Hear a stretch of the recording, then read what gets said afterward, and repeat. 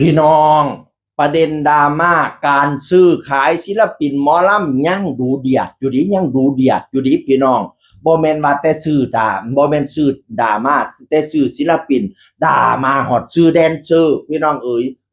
ว่ามีการซื้อขายแดนเซอร์กันแดนเซอร์นี่ก็สำคัญเด้อสำคัญปานศิลปินคณะใดเต้นดีรอเราเอาการแต่งสุดเพชรมารูปรอประสันFCแต่โค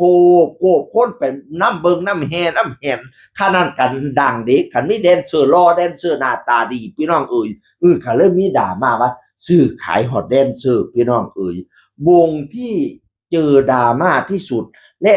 ตกเป็นเหยื่อข่าวนี้มากที่สุด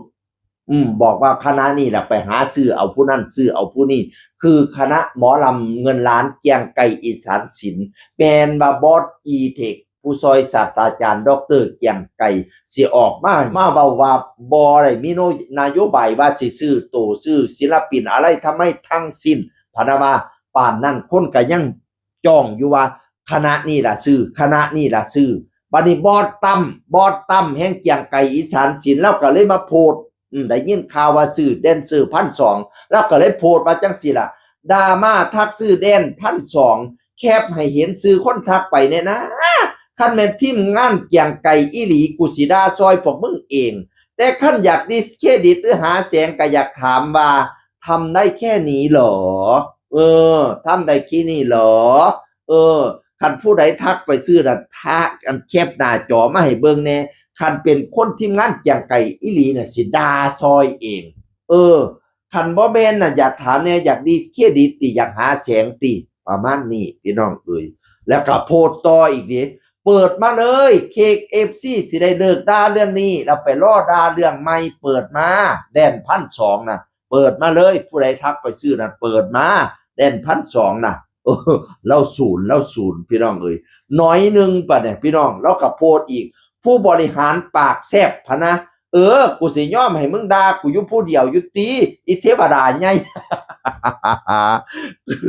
คือสิเป็นแล้วไปด่าผู้นั้นด่าผู้นี้ บัดนี้คนก็เลยเล่าว่าผู้บริหารปากแซ่บเราก็เลยตอบว่ากูสิยอมให้มึงด่าผู้เดียวอยู่ติอีเทวดาใหญ่ โอ้ยคลิปนี้ค่อยติดแดงติดเหลืองซะเนาะ เว้าคำหยาบแน่บ่ได้ดิดอกเตอร์อย่างไก่ปัญญาประเสริฐกุลว่าจังไดบัดนี้ผู้บริหารใหญ่ว่าจังไดบัดนี้เนี่ยอันบอสกีเทคว่าจังซี่ล่ะตัวเองอยากได้เท่ากับให้โอกาสแต่ถ้าผู้อื่นอยากได้เท่ากับซื้อตัวอันนี้ก็สอย บัดย่ำเจ้าของอยากได้แล้วว่าให้โอกาสเขาอยากให้โอกาสลูกๆศิลปินเขามาอยู่คณะคอยสิให้โอกาสเจ้าเองบัดย่ำผู้อื่นอยากได้มันซื้อตัวอันนี้ก็สอยพะนะวะ ดอกเตอร์เกียงไก่ว่าพี่น้องเอ่ยฮักก็บ่ฮู้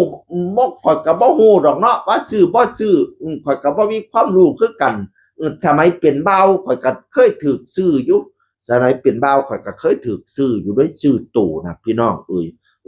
ซื้อตัวข้อยไปแล้วบัดแต่ไปแล้วให้ข้อยเป็นผู้เสียค่าห้องเองแหม ซื้อแต่ตัวข้อยได้เสียค่าห้องเอาไปเอามาข้อยบ่ได้หยังจ้อย อันนี้ก็ซอยพี่น้องอันนี้ก็ซอยก็บ่รู้ล่ะเนาะว่าเป็นอะไรทำไม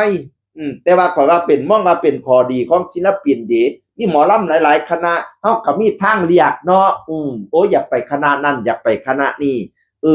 คันซั่นเป็นเหตุนี้แหละเขาเจ้าจังว่าให้มีการเขียนสัญญาว่าสิอยู่จักปีก็ว่าไปถ้ามีโตนห้านก่อนกำหนดจังซี่ต้องเสียค่าปรับ2ล้านในเครือข่ายภาคีหมอลำและในเครือข่ายภาคีหมอลำเนี่ยห้ามรับหมอลำคนที่โตนห้านเนี่ยเจ้าโตนห้านเจ้าสิไปขึ้นวงอื่นบ่ได้ผิดกฎเครือข่ายหมอลำพี่น้องเอ่ยนั่นล่ะเขาเจ้าก็มีข้อตกลงรวมกันอยู่แต่เรื่องเล่าสิเป็นจังได๋ข้อยก็บ่รู้ดอก ข้อยก็เว้าตามที่เพิ่นโพสต์เสียงอื่นคนก็เว้าสู่ฟังสวัสดีครับ